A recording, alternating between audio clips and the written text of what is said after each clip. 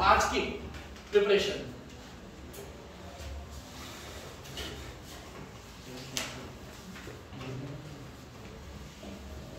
so today's preparation is, name of the reaction is Stephan reaction.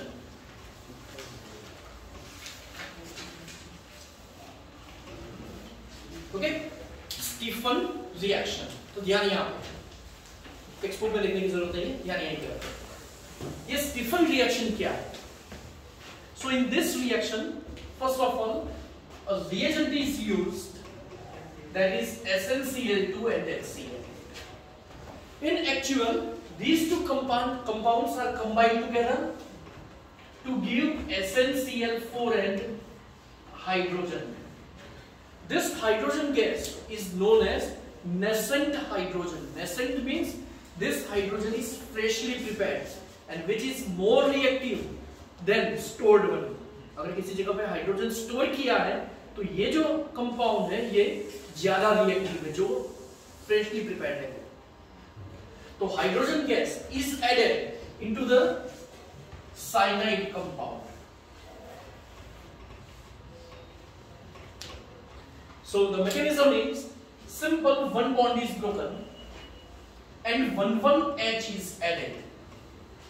So the name of the substance is RCH double bond NH.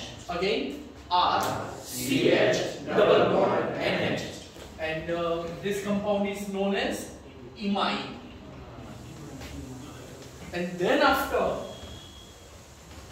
in presence of H plus, water molecule is added. So water molecule is added in a such a way that two hydrogen atoms are added with NH to give NH3, and this oxygen is added by double bond. So that is CHO. So this simple reaction takes place. I think it's easy. Yes, sir. Yes. Okay. Another reagent in the Stephan reaction, and this one is the most important. It is Dibal-H. Okay. Its full form is di-isobutyl. Al stands for aluminium, H for hydride. Di-isobutyl aluminium hydride. Again, di-isobutyl aluminium hydride. Di-isobutyl aluminium hydride. So this is Dibal-H, and this reducing agent का मतलब क्या है बताएं? Which provides the hydrogen atoms. Oxidizing agent means which provides oxygen. And it means here reducing agent means hydrogen provider. But this Dibal-H is very specific. For example, suppose we are taking CH3, CH double bond, CH2, C triple bond. So whenever we are using Dibal-H, L capital small करो कोई भी, यहाँ पे मैंने explanation के लिए small लिया था, Al stands for aluminium. Okay, it is written in a float Dibal-H, all are in uppercase. This one is the first one. In second step, simple H3, that is H plus H2. Oblique का मतलब है acidic water, या तो फिर dilute acid. Okay, oblique का मतलब ऐसा होता है, ऐसा नहीं कि दोनों में से कोई भी यूज कर। ओके, चलो तो Dibal-H में क्या होगा? अब देखो रिड्यूसिंग एजेंट की कैरेक्टरिस्टिक क्या है? To provide the hydrogen where pi bond is broken. जहां भी पाई बॉन्ड होगा ना तो simple pi bond is broken and 1,1H is added. But we know that if you are given double bond, then 1 sigma 1 pi, isn't it? Yes, sir. Triple bond means 1 sigma 2 pi and 2 pi. Okay? Yes, so this Dibal-H is very specific. It attacks on the pi bond where Cn is present, not here. Okay? और product क्या मिलेंगे? Same. Here 3 hydrogen and here double bond O and H. Isn't it? Yes, sir. Okay? So the product is CH3. CH. So this double bond is as it is. So simple here bond is broken. Name. What is the name of the substance?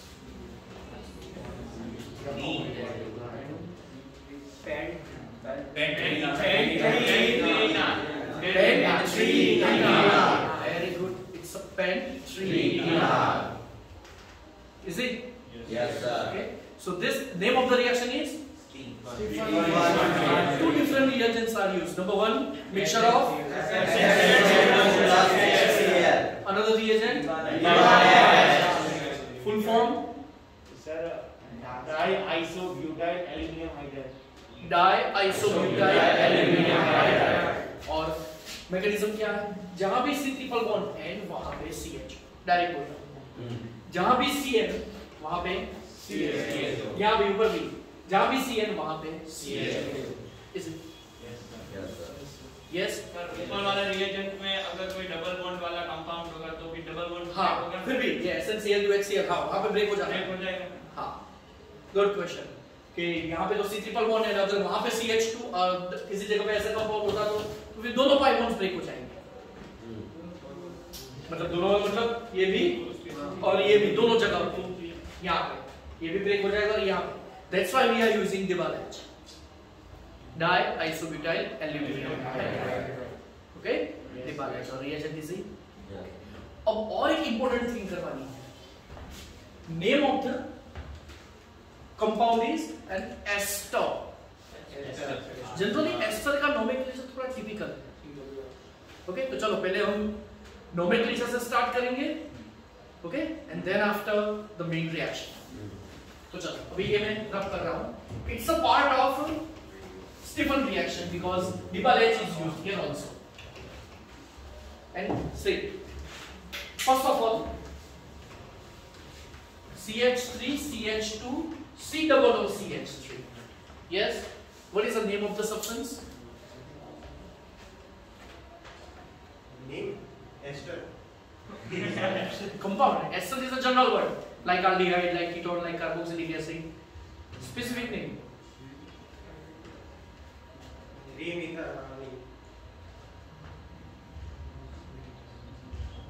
Methyl ethyl ester. Name. Anoid वाला nomenclature था. Yes, anyone? Methyl ethyl थोड़ा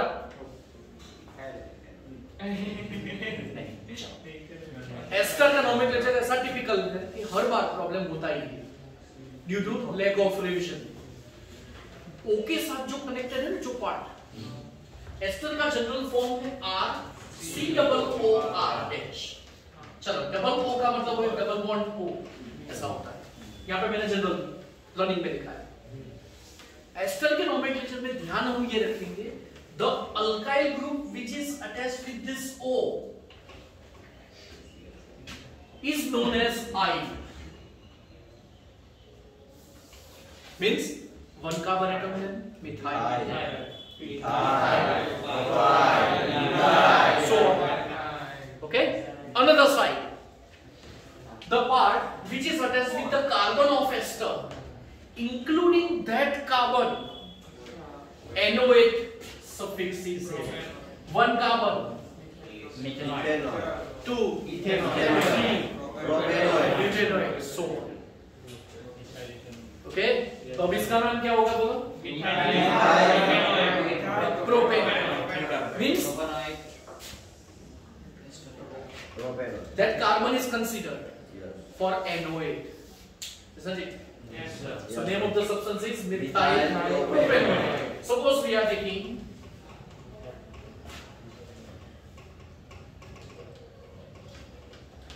last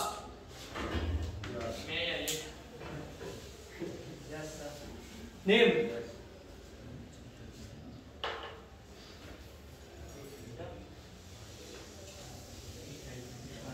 ethyl pentanol. Good. O के साथ जो connected है वो I at another side पेंटेनॉइड। इसमें alphabetical order देखने नहीं O के साथ जो कनेक्टेड है वो I and remaining part NO8। so on. So it is ethyl pentanoate. It is ethyl pentanoate. Okay, ethyl pentanoate. Oh, is it clear? Yes, sir.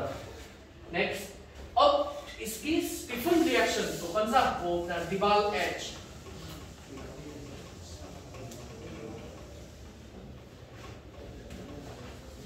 First step is Dibal H, followed by HDO plus. So we know that here there is C double bond OO as the structure. और इसका name क्या होगा? Methyl butanoate. Again? Methyl butanoate. Methyl butanoate.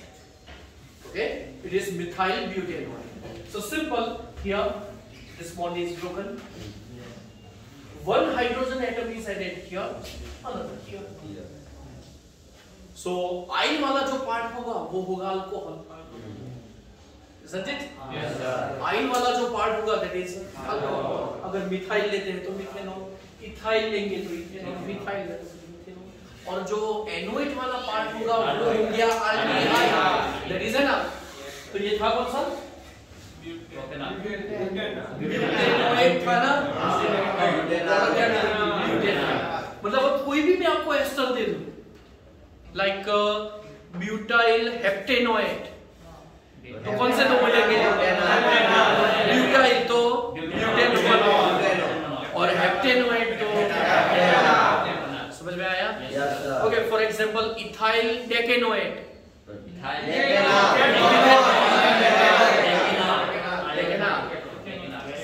Okay, अब कोई भी मतलब हर एक का बेस क्लियर होना चाहिए कि कहां पे कौन से. जब भी आपको डिबाल एच दिखे तो याद होना चाहिए that is Stephen reaction.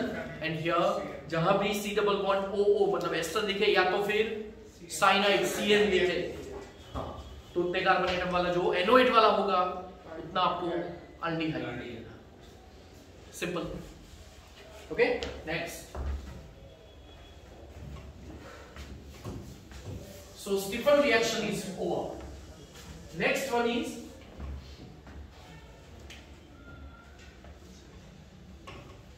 oxidation of toluene. चलो अब इसका मैकेनिज्म देखते हैं. टेक्स्ट बुक में थोरोली एक लाइन में ही लिख दिया. Okay, close your text books और ध्यान यहाँ पे रखो. तो मेन बेसिक आपको क्लियर होना चाहिए कि जो भी प्रोडक्ट आपको मिल रही है वो कैसे मिल रही है. टोल्यूइन स्ट्रक्चर बेंजीन के ऊपर चलो CH3 में से लिखा. Here a compound is used named chromyl chloride. Again, name is chromyl chloride. Its formula is CrO2Cl2. It is CrO2Cl2. CrO2Cl2 means chromium double bond O double bond O 2Cl. या तो भी चलो इसको combine लिख दो Cl2. So the mechanism is this hydrogen atom is attached to this oxygen atom when this bond is broken, and then this bond is broken, so carbon is attached with oxygen. Okay, now the carbon which is attached with benzene ring, how many hydrogen atoms are there with it? With this carbon? 3. More 2.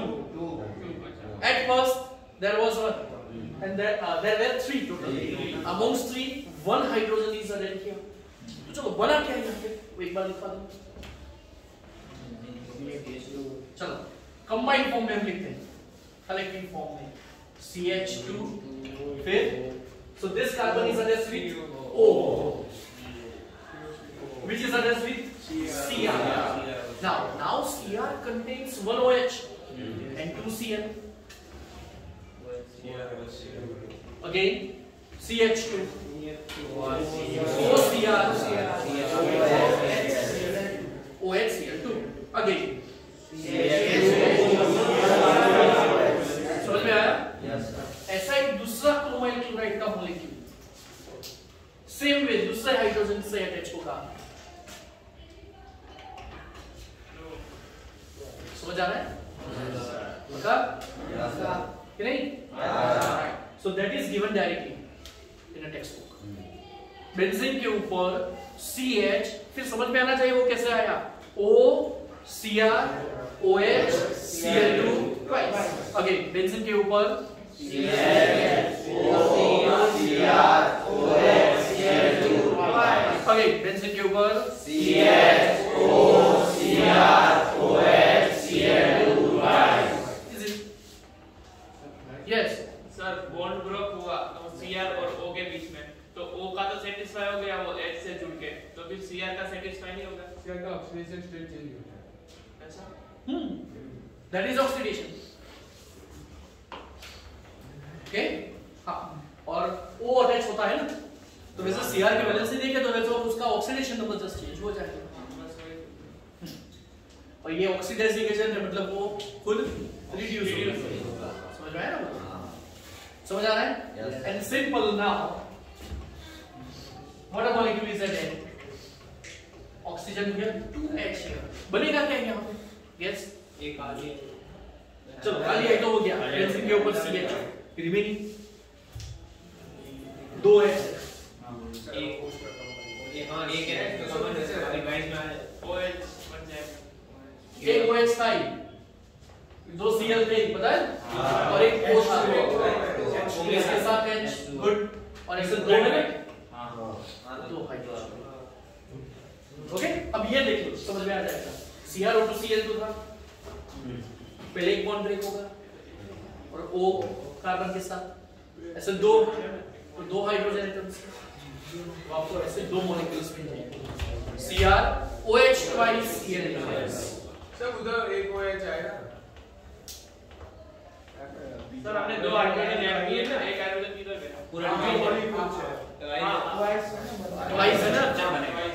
ऐसा है दूसरा बना। चल, तो ये हुआ toluene. Okay, ये हुआ टोल्यूइन। तो देखो दो इंपॉर्टेंट रिएक्शन हुई, उसमें नंबर 1 स्टीफन रिएक्शन। पहले हाइड्रोजन कैसे प्रोड्यूस होगा? बाय कॉम्बिनेशन ऑफ SnCl2NaCl, और मैकेनिज्म क्या था? C ट्रिपल बॉन्ड N था, तो एक बॉन्ड ब्रेक होगा, CH double bond NH, named imine, and then after hydrolysis to give the aldehyde, मतलब CN के जगह पे CHO। दिमाग में बैठा? सेकंड था स्टीफन रिएक्शन में रिएजेंट का नाम डिबाल H, उसमें भी CN के जगह पे CHO, but it is specific, it attacks only the group at which CN is present। Okay, और उसमें एक एडिशनल रिएक्शन एस्टर की, तो जो भी आप एनोएट बोलते थे वो एनाल होगा, methanoate then methanol, ethanoate then ethanol. समझ में आ गया ना वो तो?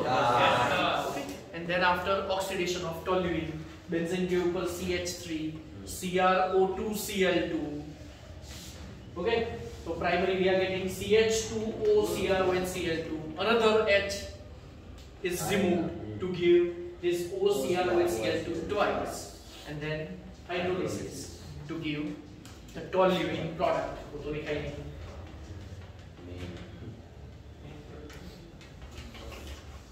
Okay, so name then aldehyde। Okay, और एक इसकी रिएक्शन थी,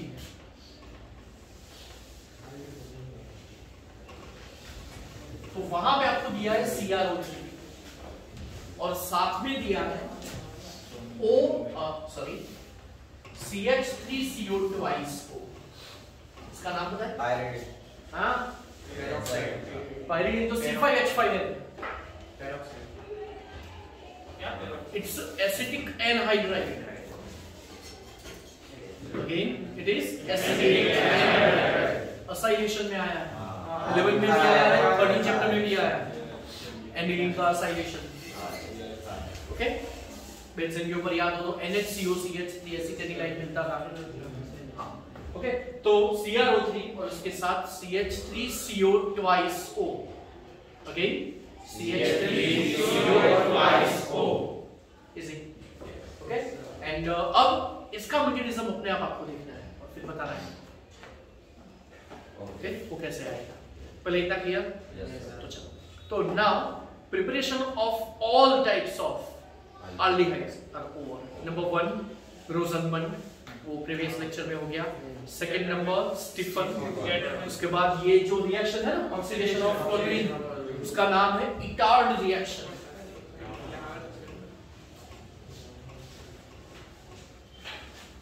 Okay? उसके बाद मैंने जो सेल्फ में दी है वो toluene CrO3 CH3CO2iso. चलो सिर्फ इतने ही दे देता हूँ. CH3CO2iso का स्ट्रक्चर ऐसा है. Now it will help you to understand the mechanism. जैसे मैंने कैसे बता दिया CrO2 Cl2 समझ आ रहा है? वैसे ही CH3CO2iso का ये स्ट्रक्चर. ओके, तो ये रिएक्शन है. उसके बाद टोल्यूइन में से बेंजाल क्लोराइड और उसमें से बेंजाल्डिहाइड, और last one is Gattermann and Koch. Okay, वो प्रीवियस लेक्चर में हो चुकी है. Okay, so now preparations are complete.